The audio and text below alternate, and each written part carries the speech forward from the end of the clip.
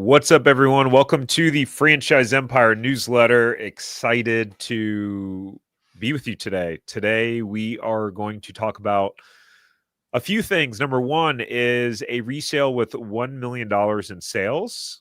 We're going to talk about Pizza Hut. You ever wonder how much Pizza Hut franchises make, how much they cost to get open? Well, wonder no more. We're going to cover that today. And we'll cover a couple of other things as well that I think you will enjoy watching. Before we do, quick message. All right. If you're new here, my name is Tarek Johnson. I'm the CEO and founder of Franchise Empire, and I'm here with Mr. Mark Magerman, our head of brokerage. Good to see you, Mark. You too, Tarek. How are you today? Doing lovely. Good. All right, so we got some good stuff to go over today. Let's talk about our featured resale of the week. By the way, if you guys do not get this newsletter, you can go to franchiseempire.com/newsletter. We stream it on Mondays, 3 p.m. Eastern, Mark and I, and we go into detail. But you may want to have access to this on your own. And so we send this out 8 a.m. Sunday mornings. You can get it, go through it, and you just go to franchiseempire.com/newsletter, enter your email, and you'll get it every week. Okay. So if you're just joining for the first time, when we share these resales, we share them confidentially. Of course, if it's one that you're specifically interested in and wanted to look into, we'll share those details with you privately. But publicly, we've been asked to not share the brand or the specific location. So yeah, honestly, Tarek, even in that case, and we protect that because they ask it, but even if we're given full access to the information, there's so much of it that the sellers aren't even making available to us. So we give you pretty much what we have, but the real goal is if you're interested, get in touch with us. We can put you right in touch with that seller. And obviously then you'll be able to get everything that you need. Yeah, that's a really good point. Yeah, because some of the times you'll notice if you watched a bunch of our newsletters before, sometimes we have a lot of information on the resale. Sometimes we just have a little bit of information, and typically we're dealing with the whatever. I'm usually passing on whatever information we got. So in the instance of this one, this is the information we have. We don't have much more than this. So it's in South Illinois. So anyone who's in Illinois. It's a home service business. The asking price is $415,000, and the business is doing just over $1 million in sales. At least that's what they had listed in 2024. What I can share is that I know that this is a resale with a brand that has a great reputation and that has been around a long time. Mark, I know we have very limited information, but what are your thoughts on the limited data we do have? Well, I would say that if it's brands that are in the Franchise Empire portfolio, brands that we do business with it's a curated list with high criteria. So that's why when Tarek says it's a resale from a very good brand, we're very positive about that. We're very confident that we're only representing really good brands. But again, when you see a sales number for a calendar year, I always would then say, let's look at it from the trailing 12 months. I know I say this again and again, but that's really that's information that if you're interested and the selling franchise owner will ask you to sign a non-disclosure agreement, and that will be one of the first things you want to ask. What have been the last 12 months of sales? Because again, 2024 gross sales of 1 million. Maybe they did 800,000 in January, February, March, and they did 400,000 the remaining part of the year. That's important to know. So that's the only thing I would say. But you're right. We just don't have much. Home service businesses, we love them because they're relatively lean, but we don't know much more than that. Although if it's asking price is $415,000, you could also make some conclusions that there's a very active cash flow of this business and they're selling it for multiples of that cash flow. So that's another thing you can count on here. Yeah, all solid points. So guys, if you are interested in this, if you're in this area and interested in this specific resale, you want to find out more information, you want to get connected to the seller, then you can go to franchiseempire.com/resales, and you can schedule a free call with our team, and then, connect you as if appropriate. And if you're thinking, hey, no, I'm not in Illinois, I live in Florida, I live in Texas, I live somewhere else in the United States of America, and I'd like to know if you guys have a resale available in my area that matches my criteria, my goals. Great. We have a list of over 100 resales, and you can still go to that same link, fill it out, and then we'll be able to check and see if one's available in your area. We're going to be rolling out something pretty exciting that I think you guys are going to like, which is we'll be able to kind of have a more public list of the resales. Like right now, we're putting together a resale newsletter, because right now all you guys get is this one. You get one every week that we put together, and then really it's, if you schedule a call with our team, then we can check. We're in the process of putting together a newsletter that would show a whole grouping of different resales that are available. So Again, yeah. not this doesn't, I don't mean this to be a shameless Franchise Empire plug when I say this. However, it may come out that way, but we work with a couple hundred really excellent franchises. Once a week on Mondays, we get an updated resale list. So we know what, so when Tarek says we have hundreds of opportunities, we're not sitting on brands or opportunities that, was available in, October of 2023. These are current franchise resales that are available. So that's one. And again, so we're getting current updated resales. Some of these third-party sites like a Biz by Sell or things like that, you could be looking at a resale listing that's been on there for 12, 15, 18 months and not even be accurate anymore. So the one thing coming to Franchise Empire, we'll be able to find out if there's any resales in your area. And we know they're going to be current and updated. 100%. All right, guys. Overall, our take, I mean, we gave our opinion. Great opportunity for a hands-on operator here. For all resales, our perspective is you really need to be a full-time owner for just resales in general. So if you're trying to come in and do it kind of like part-time, not the best idea. Resale, you want to come in and be hands-on. You're stepping into a vehicle that's already moving. So you need to have both hands on the steering wheel. That's a good analogy, right? It is a good analogy, yes. All right. Next up, whoops, double clicking here. Hey. Chandler? Was that Chandler or what was it? Ross? I think that was Ross. I'm going way back in my memory banks, but like every other able-bodied American male, I had a Jennifer Aniston thing back when the show used to be on. So I remember being jealous of Ross back 20 years ago, whatever it was. This is Mr. Ross. All right, let's see. Mark, do you want to share about Kurt? I think this was one of Laura's. I didn't know Kurt, although I feel like I knew him just from working with Laura. Laura Pfeiffer is our broker, who's fantastic, who led the charge on helping Kurt and his wife, Julia. But 35 years in corporate banking, yikes. I mean, that's a long time to stay through corporate. And he was a chief marketing officer and senior VP. So you're talking about a guy who's completely successful in his chosen career path, who said, you know what? I don't like the future of what the company's going. I don't like being owned by a corporation. He was probably making a lot of money anyway, but I want something new. So he and his wife, Julia, had just moved from Iowa to Boston, back where my hometown is, to be closer to family. And he was definitely not looking to get back to the corporate grind. So they had to move, but he probably would have been just as easy getting transferred from his own company, wanted to do something a little different. He wanted a business he could be hands-on with, which I love that. When they want to be hands-on, that's a really good sign. Fast-paced, customer-focused, and built around quality. Looked at several opportunities. I remember Laura talking about showing him all these different opportunities. He had a love for cars. He had a mechanical mindset.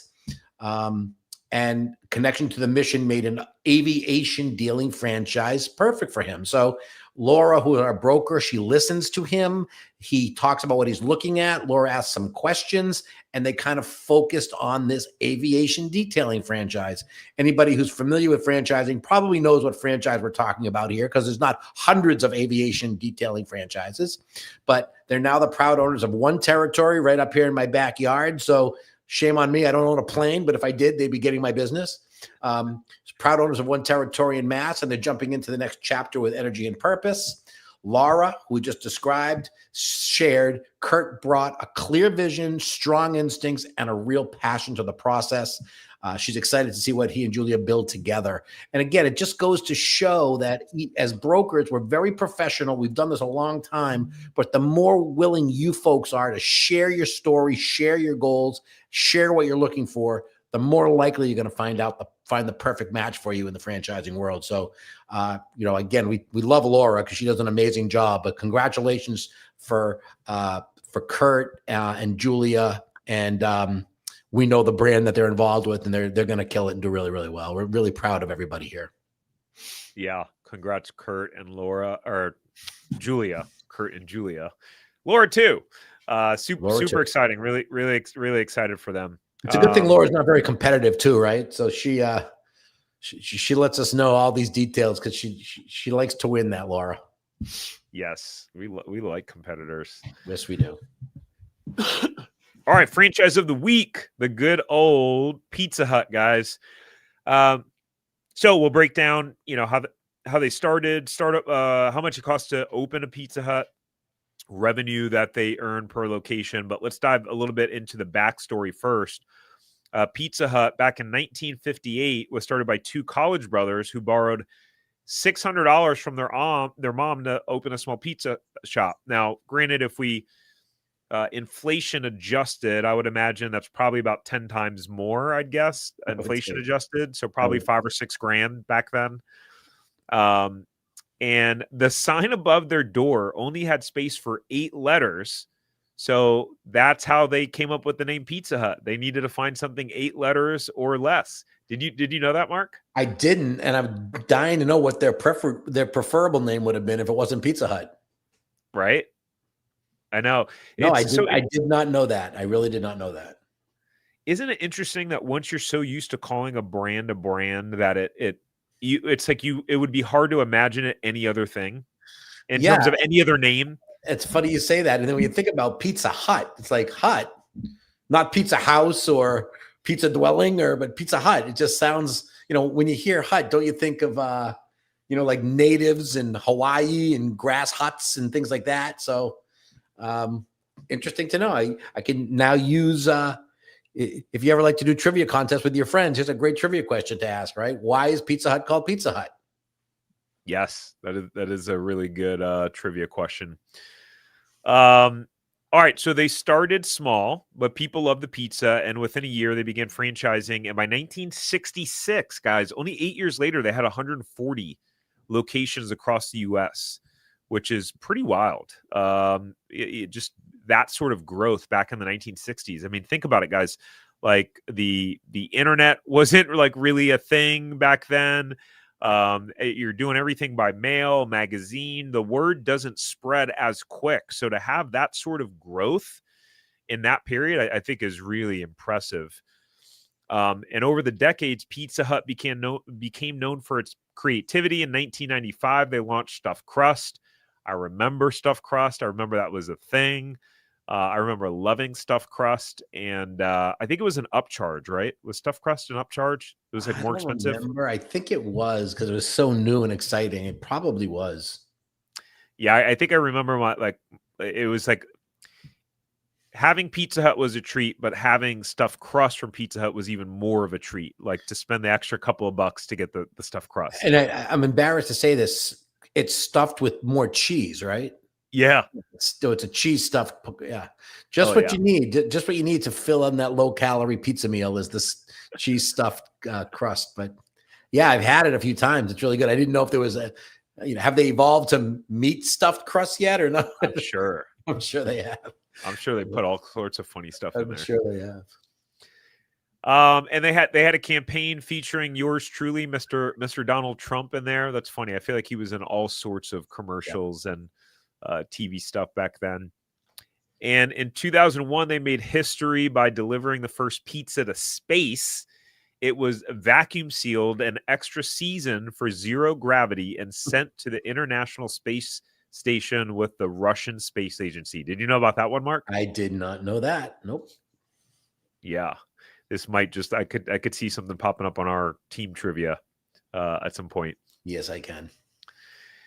And today, Pizza Hut operates in over 110 countries, right? So they started from just a $600 loan to being in space. That's pretty wild. Let's talk about the numbers. They've got over 19,000 locations globally. 99% are franchise, which is pretty fascinating. They have over 6,500 locations in the US. If you're looking at doing a traditional Pizza Hut unit, which I believe the traditional ones are like standalone They are. locations. So that's $777,000 to $2 million is the startup cost range. And then for delivery or carryout units, which I believe they call Delcos, is their terminology that they use, ranges between $640,000 and $1.2 million to get started. And then if you want to be in an inline or end cap, $462,000 to $791,000. Yeah, I'll just, on the delivery and carry out, that's mostly because they just don't need the space, right? So 777 to 2 million to build a standalone, probably 30,000, 3,500 square foot store. Delivery and carry out, you maybe only need 800 to 1,200 square feet. So that's the difference in the cost. And it doesn't have to be in, high travel areas. So there's a lot of those out there. And I think that's a very smart move by their part to come up with those concepts. Yeah, I totally agree. I feel like the standalone ones are way of the past at this point. Agreed. Well, wait till you guys see the sales. Let's see. So this is what makes it really interesting. So this is the dine-in red roof, the one's 777,000 to 2 million in startup cost, and the average sales are 1,088,000. So, not the best. You're talking if we add 2.7, and the median would be somewhere around 1.8, 1.9 in terms of the median startup cost. Check this out. The Delcos, they average $983,000 in sales with basically, I mean, let's just, for the sake of it, let's just call it half the startup cost. Yeah, 50 to 60% of the cost. Yeah. And then if we look at, we don't have inline here. Okay. I wish we would have had inline. I think the inline, guys, is from, I remember from making a video around this, I believe the inline is similar around sales volume. So it just shows I wouldn't be opening a traditional unit. I would definitely be opening one of the delivery, the Delcos, or an inline unit overall. Mark, when you guys were with Five Guys, were there different models or like footprints to open, or they had their just one standard? The preference for franchisees was end line, end cap, mall locations. In other words, strip mall locations, end cap, preferably grocery dominated centers. Some very wealthy franchise owners, which we were not, would buy land and do ground up leases and build standalone units. Not very, very many, but for the most part, that was the model strictly, and worked real well. Keeping in mind that they still do not have a drive-through concept for Five Guys because the food is made when it's ordered. So drive-through concepts are geared on you drive to McDonald's and you get your cheeseburger. By the time you order it and you drive up to the drive-through, your cheeseburger is ready because it's already cooked and packaged. That's not how Five Guys did it. So it wouldn't work that way. At least back in 2019, it didn't. And I haven't seen one since.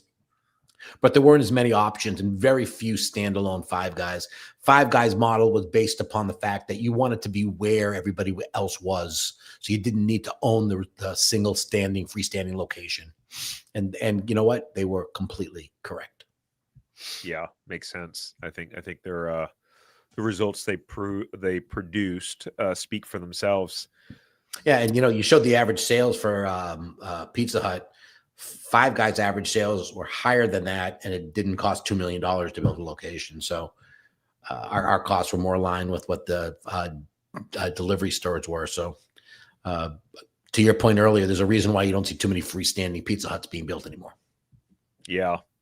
And I think overall Pizza Hut, and there's a lot more competition these days than there was years ago as well. And just frankly, better quality pizza, sometimes for the same price. And let's again, with the Uber Eats of the world and the DoorDash of the world, now companies that never were delivery concepts are delivering, right? So it used to be that if you wanted food delivered, pizza was it, right? Maybe some Chinese places had delivery, but now you can order anything. So I think it's even been more competitive. And I think they're really challenging businesses to run. That's why the delivery ones are doing so well. It doesn't require as much labor, blah, blah, blah. A lot of advantages to the non-freestanding, lease draining, rent draining business model. Yeah, totally agree. All right, guys. Well, if you're looking at this thinking, well, I don't want to own a Pizza Hut and I don't want to spend $2 million doing it, or they're really saturated, I'm not interested in Pizza Hut in general, I'm totally with you. If you want to learn more about what franchises that are potentially available in your market or your area and ones that align with your goals, you can go to franchiseempire.com/check territory. You can schedule a call for free with our team. We'll be able to learn more about your goals, objectives, and find out, hey, what are great franchise brands that have a proven track record of making money that are available, and it doesn't cost you anything. Absolutely. Last but not least, we break down in this episode, let's see, buy a business that's already making $100,000. Most people think buying a business means instant income and freedom, but that's rarely how it works. And in this episode, we break down the misconceptions around franchise resales and why they can often lead to frustration for the wrong people. So you'll learn the difference between starting fresh versus buying an existing business. You guys can watch that on our Franchise Empire YouTube channel if you want to watch it. If you want to listen to it as a podcast episode, you can just look up the Zero to Profitable Franchise podcast and click right there, and it'll take you to it. And then the second piece of content we have is around Smoothie King. So if you've ever driven by a Smoothie King and wondered, how much do those cost to open? How much do those make on average? Well, guess what? We did a whole video breaking it down, answering that questions. You can also go check that out on the Franchise Empire YouTube channel or listen to it on your favorite podcast platform. With that said, thanks for tuning in, ladies and gentlemen. Mark, thanks as always for joining. Thank you, Tarek. Yes, sir. We'll see you guys on the next one. Have a good week. Have a good week. Thank you, guys. Bye-bye. Thanks. Bye.